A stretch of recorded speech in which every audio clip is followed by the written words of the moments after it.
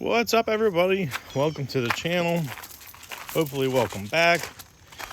We are back on this Yamaha Big Wheels 80.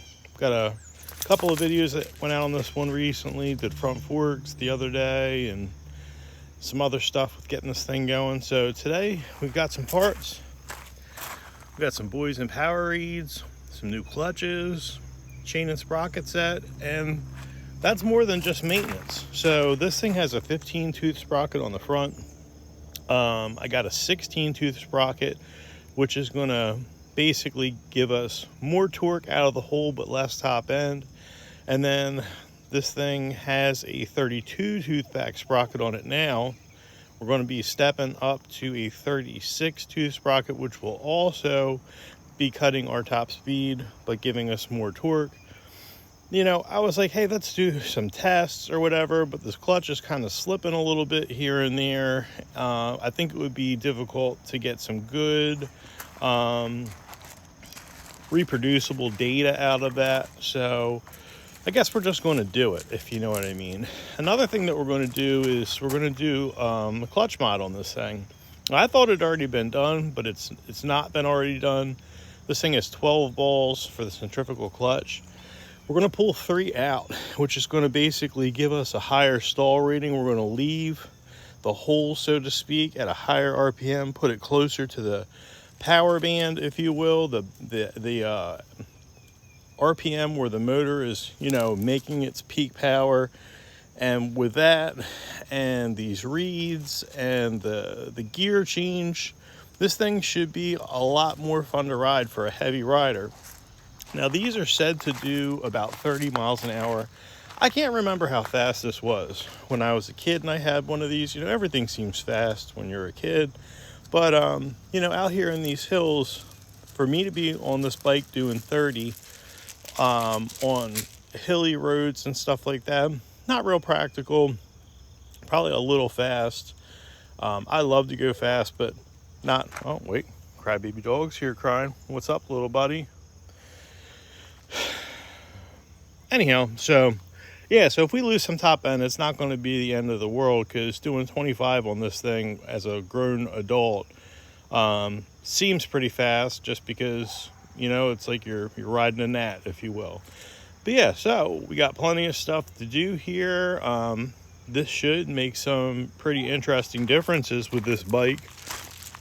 And, you know, every video we do, we're getting this thing closer and closer to being at a, you know, more restored state, if you will, a more reliable, operational state, if you will. So yeah, let's get into it.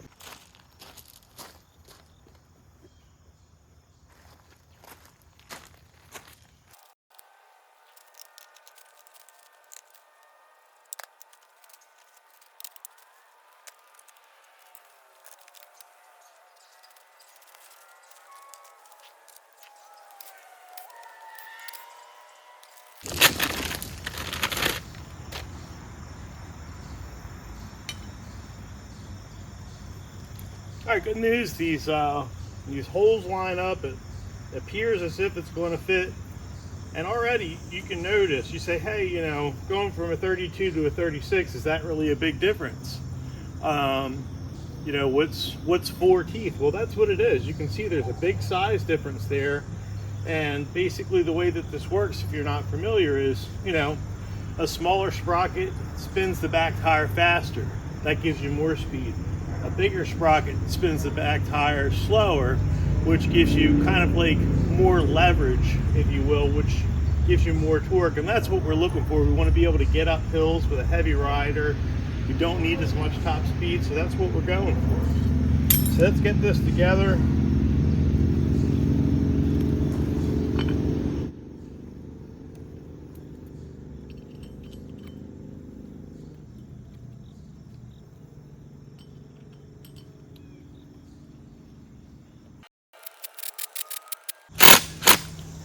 Yeah, technically, whenever you're doing chain and sprocket sets, you should be doing them as a set, because these things kind of all wear together, if you will. So you want to kind of replace them together.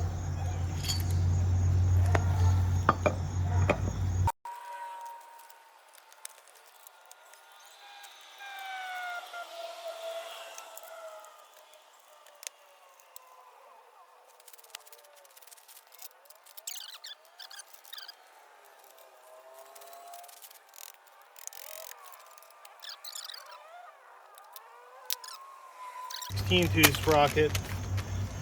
And again, you know, it's only 1 tooth difference, but if you take a look, I've got the bottom lined up here. You can see the new sprocket sticking out behind it. So there's definitely a difference in the outside diameter. Same thing, bigger sprocket makes less revolutions, gives you more power in the sense of torque. So that's what we're doing.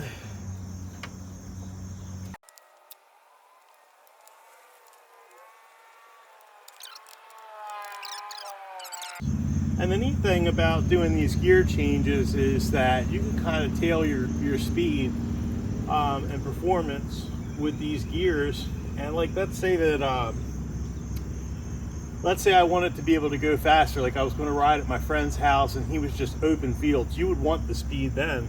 A quick way that I could offset this rear sprocket without having to take everything all apart again would be to go from this 16-tooth sprocket down to like a 13-tooth sprocket or something like that. So you could buy a few front sprockets and be able to make quick gear changes on just you know, these clips here without having to do too much work. So you could have some fun with it.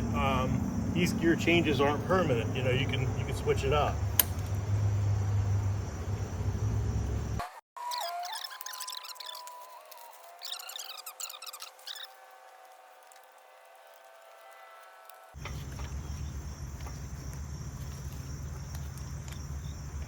All right, so, you know, you can see right now we have nowhere near enough chain, which is, you know, kind of bad news.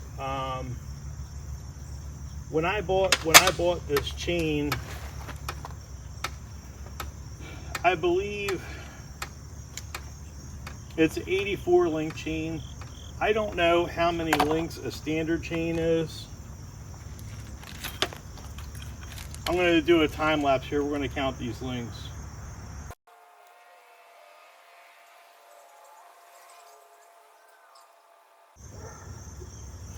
All right, so unless I counted wrong, this one's 88. We'll see if there's enough adjustment here to make this one work, but I doubt it.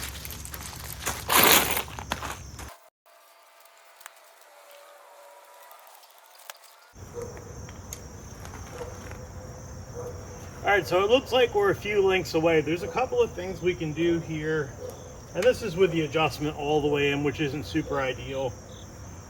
What we might just do for now so we can test it is I'll probably cut a few links off of this old chain and splice it into this new one. I just got to find a piece of the master link that I had dropped earlier, and I guess order another chain and either splice it in or just get a longer one. I don't know.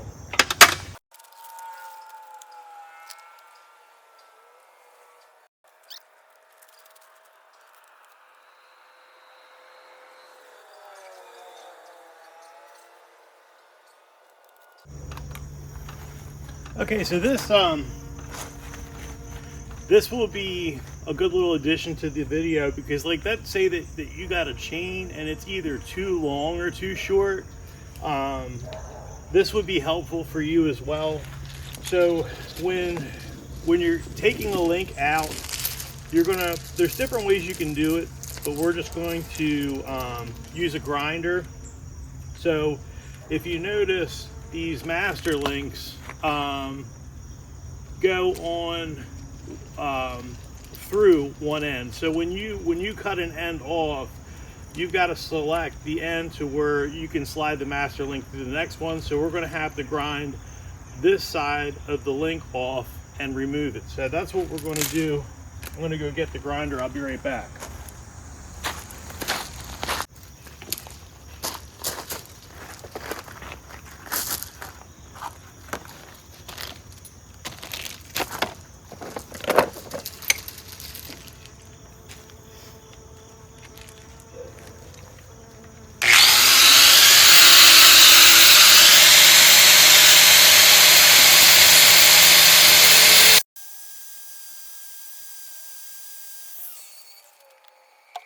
Up close, let me see if this is okay. This will show up good in the camera. So you've got these rivets on the chain. So what you need to do is See how this is ground down below the rivet?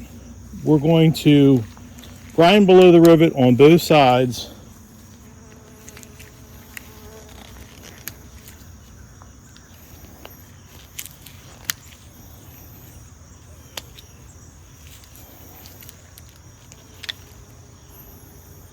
And sometimes you've got to do this in the vise because there's not a real good spot to get in on. I'm gonna get a hammer and a piece of wood to do this on.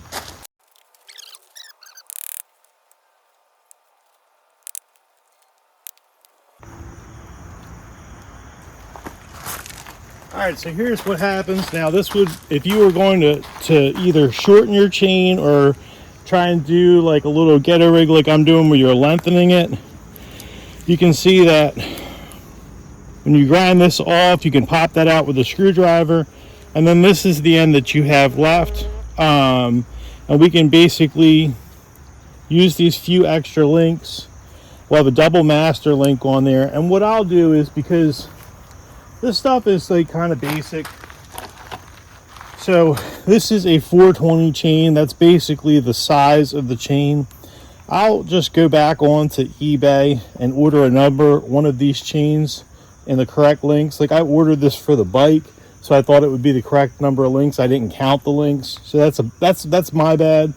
So I'll order another 420 chain with the correct amount of links. And at this time, that seems like we had an 84 link chain. That's 84, 85, 86, 87, 88, 89, 80, 81, 82. So it looks like, I'm sorry, it looks like we 84, 85, 86, 87, 88, 89, 90, 91, 92. So it seems like we need a 92 link chain.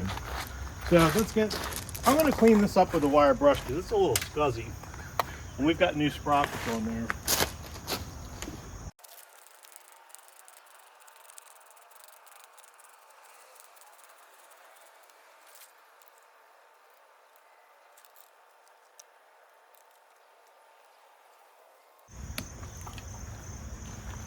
All right, so now we've got this spliced together. You know, if you were in a jam, like you wanted to go riding and your old chain had broke or something like that, and this would be a good way to get you out there with your buddies.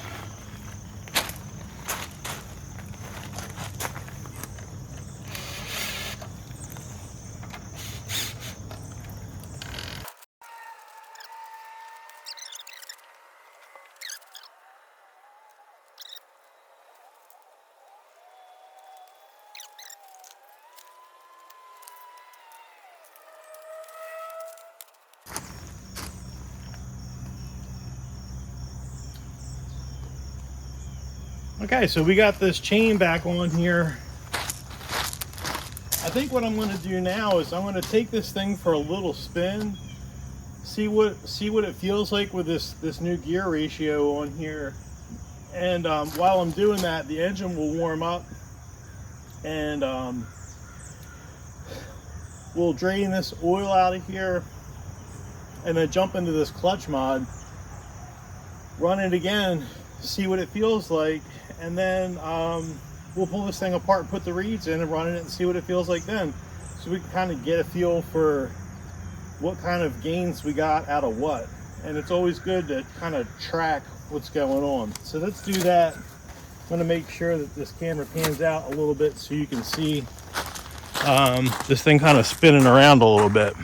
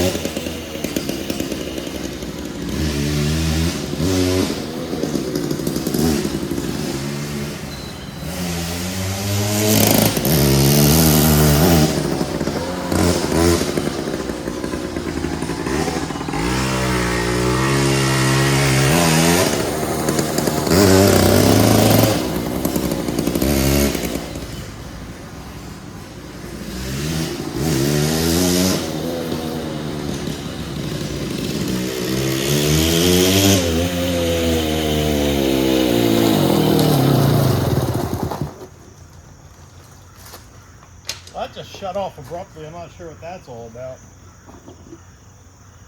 Got plenty of gas. It kind of felt like the kill switch came in. But I do really like this new gear ratio. I would say it's shortened the overall gear ratio up by like, I would say at least 40%, because I'm basically able to hit wide open. There's no rev limiter per se, but you can hear it on the chip, so to speak, in first gear, and then I can get into second. So now I feel like we have a more usable gear range for the type of train we have out here.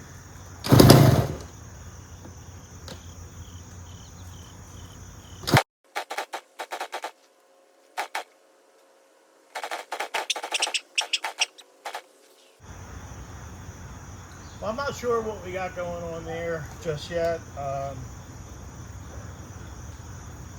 got a little fuel dripping out of the overflow hose. I don't know if the float's stuck a little bit and it's flooded out. I guess let's do this clutch mod and then pull the plug and see what the plug looks like, I guess.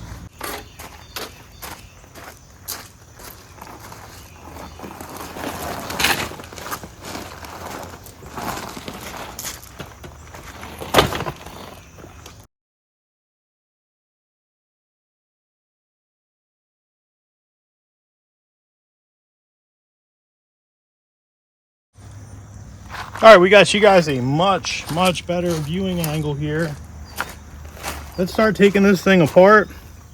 We've got the oil drained out, which technically, you know, you don't even really need to do if you're doing this and you're not worried about contamination in the oil, just for the simple fact that when you put this thing on its side, what you need to do, because when you're getting into this particular clutch basket, if you will, you've got to deal with those steel balls, and this angle is how you would install them and take them out. So this is the angle the bike's got to be at, and if you've never seen this before, you'll understand once you do actually see it. So got this bolt out for the Kickstarter.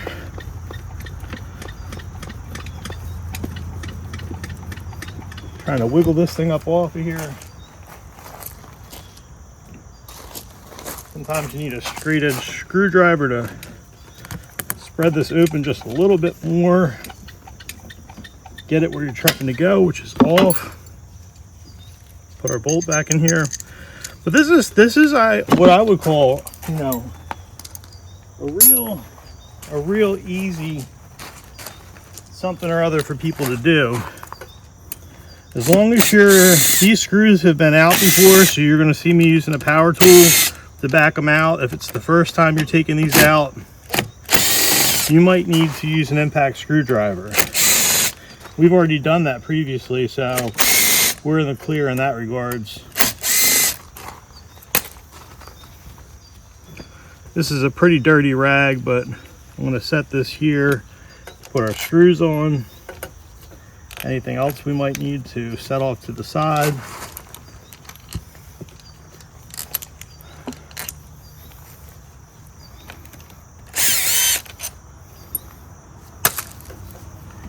Keep your thumb on this kickstart. That way it doesn't pull out. Now, when I originally replaced this gasket, had put some gasket material, the RTV sealant on this case side, so that I could take it apart and put it back together a few times without having to replace the gasket. So we don't have to replace the gasket. First thing we're going to do is pop this clip out. Just kind of gently walk it around, and it is under pressure. It's spring loaded. I'm going to set this down here. I'm going to set that down there. Now I'm going to pull the whole clutch pack out in one shot. All right, we're going to set this off to the side. Now, let me see what you guys see.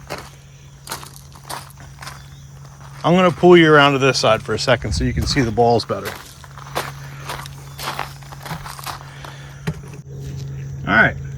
Okay, so you guys can see these balls now. We've got a total of 12 balls.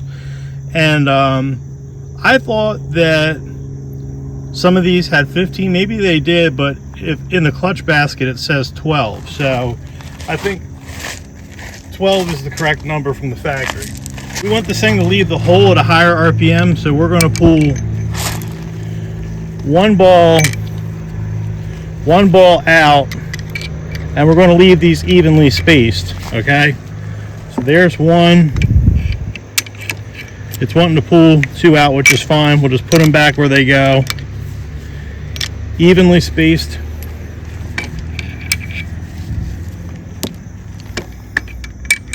You don't want things to be all out of balance.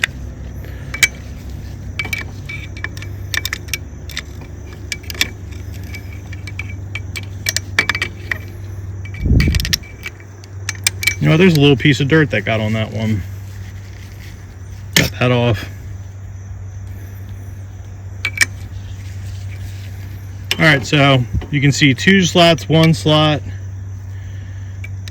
We got it a little out of whack here.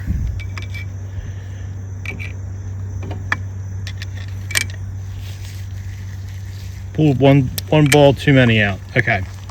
So we pulled a total of 4 out now, and you can see that there's even spacing between all of these, and that's what we want. So it's all spaced evenly. We got 4 balls out, so this thing should be leaving a lot harder. All right, so here are our new clutches. All right, these don't look terribly different than these. If we measured these with a mic, I think we would see a difference.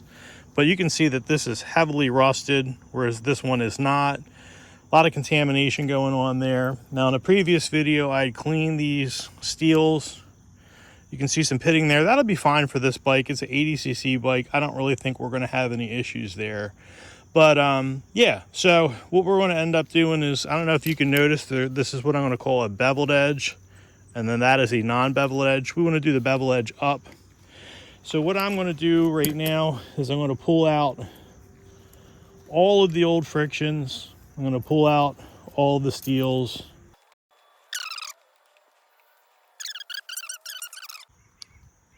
All right, well, I went looking for a container. I didn't see what I wanted. I said, hey, that's the perfect size. Why don't we just use that?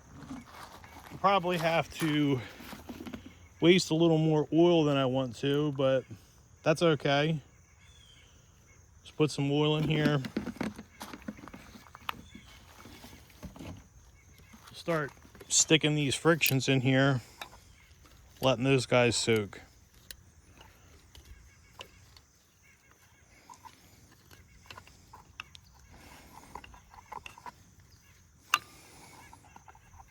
Now, the reason you guys want to let these soak up some oil is this is their natural state, being in the oil. And if you can kind of see how these look a little glittery, there is some metal in the clutch material that, you know, helps it be a little more durable and not wear out quite as fast. So you don't want to have this thing dry going in there, which is in an unnatural state, and then the clutch material itself starts dusting up, you know, spinning on these steels and creating a whole big old mess. So it's going to contaminate your oil, just make a mess in general. We don't need any of that. So what we're going to do is just let these soak. I'm going to pull this off to the side.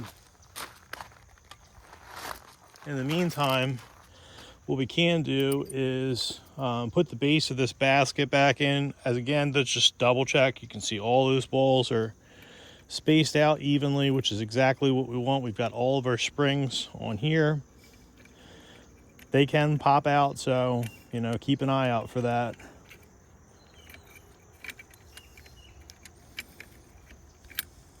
All right, so that's in there. And I'm going to set these steels off to the side there. We do need those again, but we don't need these old frictions.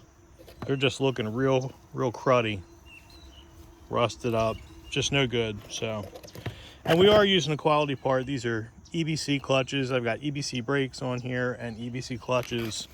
We are using some junky knockoff China parts, but you know, for stuff that matters like brakes and the clutch, we're using the good stuff. All right, it's showtime. Let's start putting this thing back together. I'm gonna pull one friction out of here at a time. Drop it down. Grab a steel, bevel side up. You want to drop it down to where it's lining up with those springs, and we're just going to keep alternating back and forth.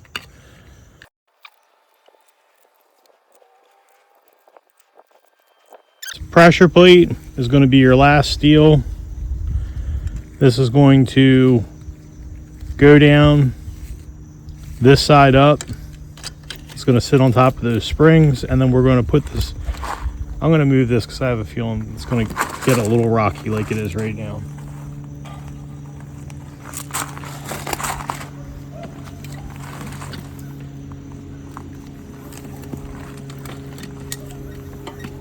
All right, so that thing seems like it doesn't want to fall over anymore. So what we'll do on this is we're gonna get this plate. You can just push it down with your fingers. You don't need any special tools. I'm gonna get it right about here, and we're gonna start working this ring in. Just being careful and taking your time.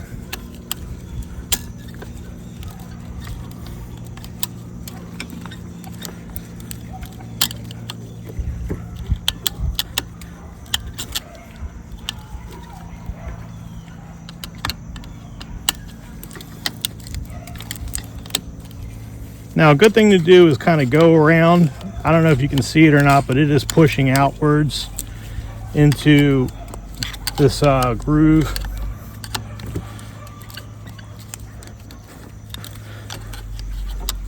Just take a couple extra minutes just to make sure it's seated good in this groove. And it seems to be. So I think we're in good shape here. I'm going to dump the oil that was in this clutch cover out. That's all dumped out. And one other little thing, keep an eye on this little guy here. This might come off and stick on there. So we've got everything back together here. We've got all of our balls accounted for, and away we go.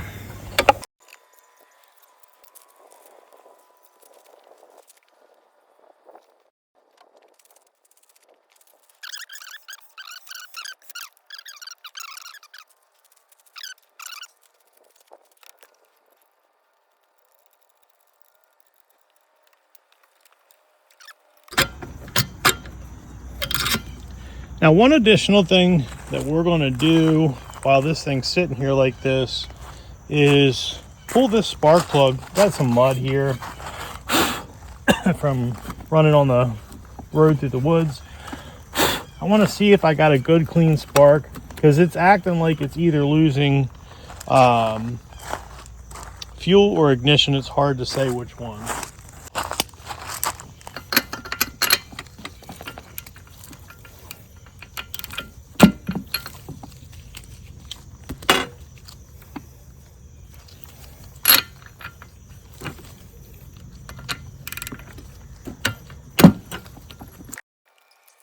Take a look at the condition of this spark plug. I don't know how well the camera is going to share the color, but it's a little on the rich side. You want to see a nice golden brown. This is a little rich, so we're probably got a little too much fuel. This thing looks slightly unhappy. Did that happen? Because I'm just running this steel chainsaw premix in this thing, and it's a little rich, or is it the carb setting? I don't know. What I'm going to do is take a lighter and burn this plug a little bit, if you know what I'm saying, to get any of this wet fuel off of there, and we're going to stick it back in, and we're going to check for spark as well.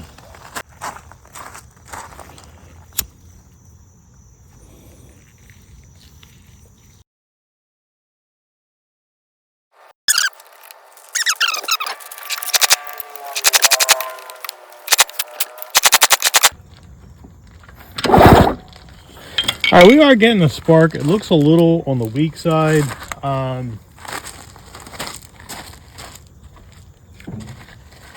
did notice that there's a little piece of carbon that seems to be bridging the gap between the electrodes. So that could be basically causing our spark to collapse.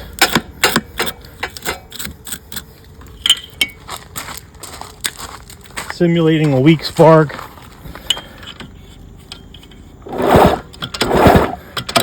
I don't know if you can see that in the camera or not, but we have a much healthier spark now.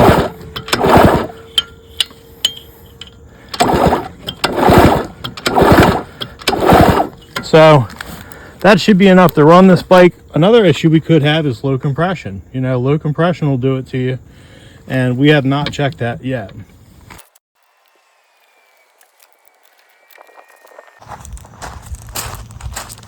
All right, well, let's put some oil back in this thing. This is technically not the right oil. It's just a regular automotive oil, which isn't rated for clutches, like in this motorcycle, but this oil is still looking a little contaminated to me. It's got a little milky look to it when it came out, so it's going to take a few oil changes to flush this out, and then we'll get some correct motorcycle oil in this bad boy.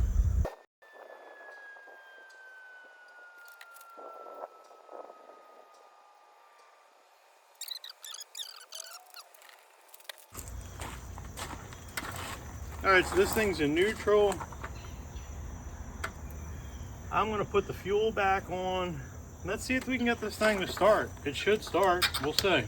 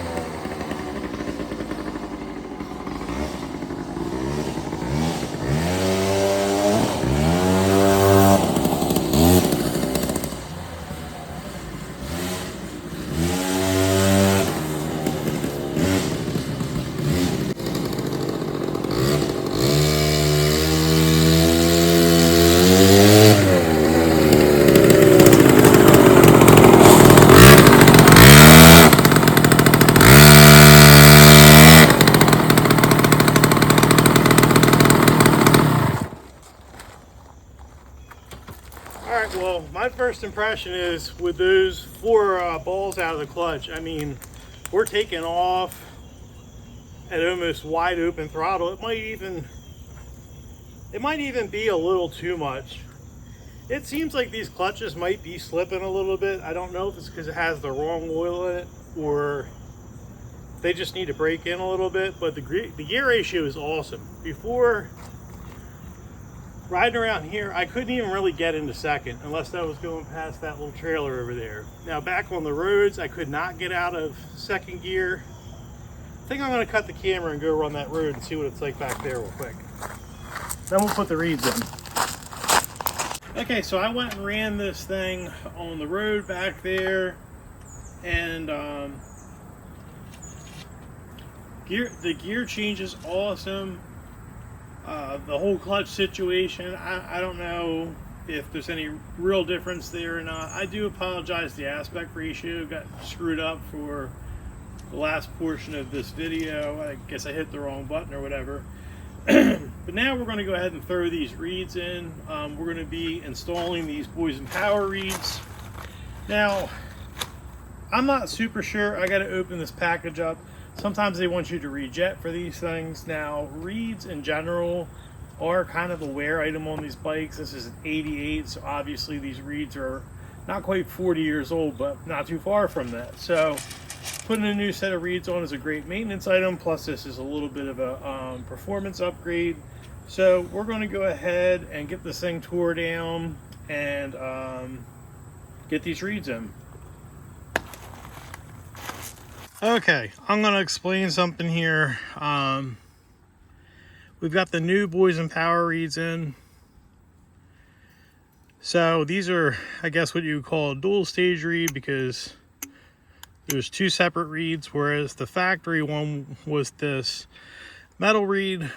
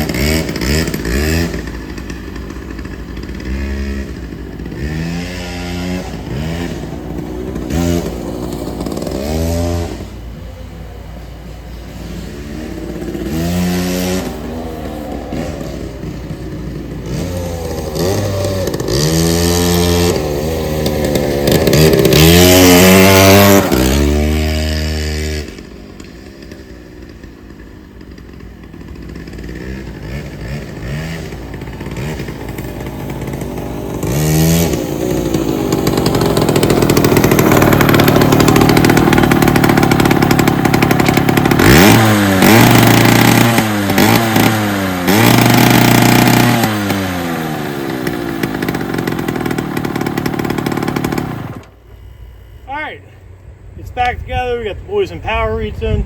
I almost killed myself. I'm so used to having a clutch on the left side. I stabbed the brakes over there. I almost went over the bars. Yeah, I'm going to take this thing back on the trail through the woods and see what that feels like. But it's running good. Brakes are working good. A little too good maybe. Oh, gotta turn the ignition back on.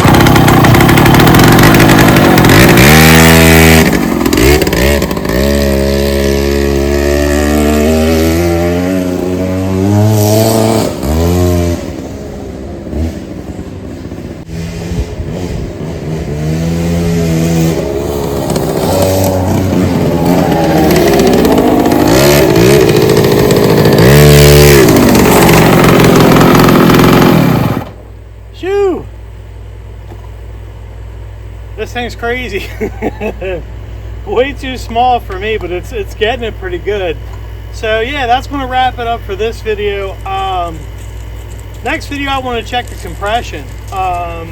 Two strokes almost always need a top end, and I'd be interested to see where we're at. So yeah, I appreciate you guys hanging out and watching. This thing's come a long way. So yeah, we'll check the compression next time, see if it needs a top end. If it needs one, we'll throw one on there. So I'll see you guys all on the next one.